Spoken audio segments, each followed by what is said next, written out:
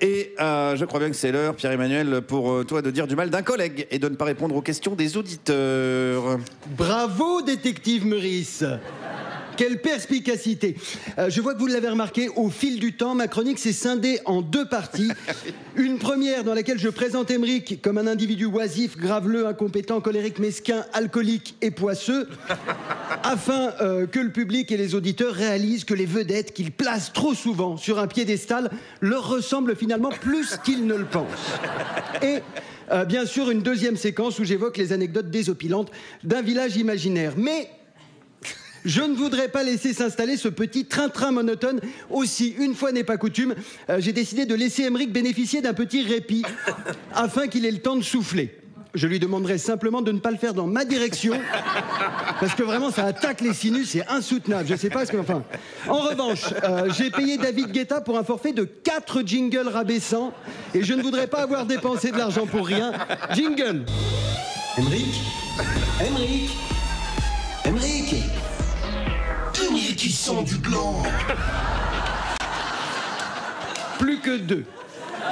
Ça me manquera, c'est certain. Allez, passons dès à présent aux questions des auditeurs. Avec Clémentine, qui nous écrit de Saint-Roustan.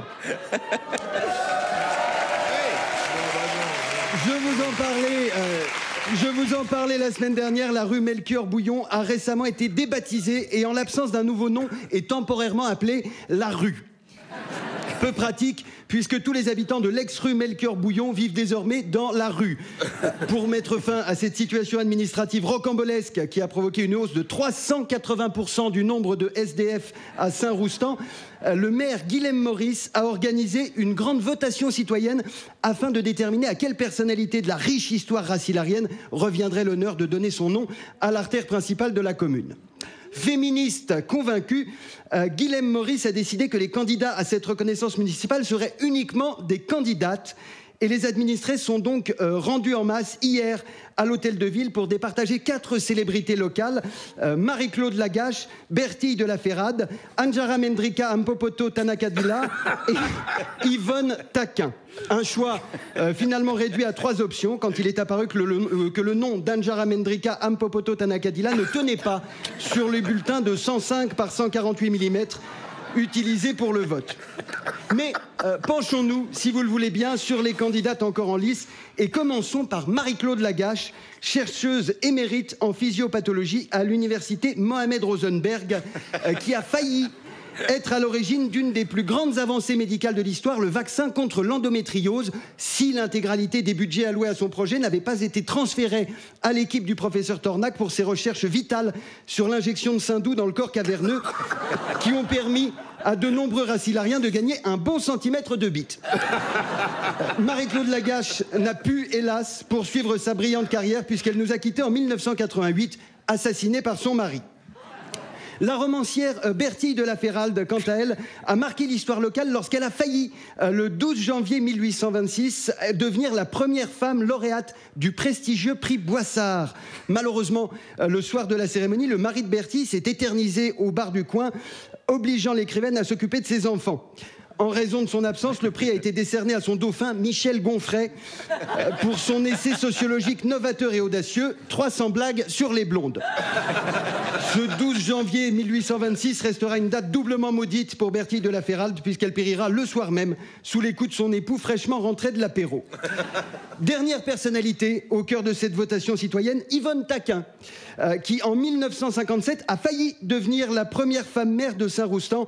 Hélas, le soir de sa victoire avec 50,3% des suffrages, elle a été abattue à bout portant par son adversaire mauvais perdant, le maréchal Maurice.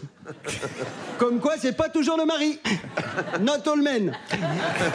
Hier à 20h pile, les résultats de cette consultation historique ont été dévoilés et surprise, les racilariens ont placé en tête 2 personnalités avec une exacte égalité de voix.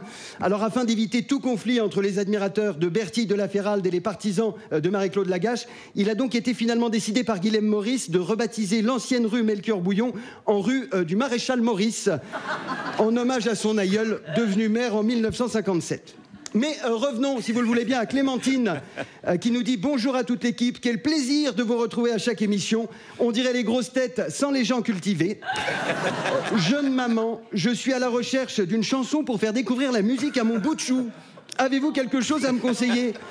Eh bien, Clémentine, c'est un message qui tombe à pic. J'ai justement sur la main un tube qui ravira votre bambin. Emeric Emeric Qui sont du gland. Voilà, je reviens la semaine prochaine. D'ici là, si vous avez des questions, posez-les à vos proches. Si vous n'avez pas de proches, posez-vous des questions. Merci quand même. Bah oui. Merci quand même, Pierre-Emmanuel.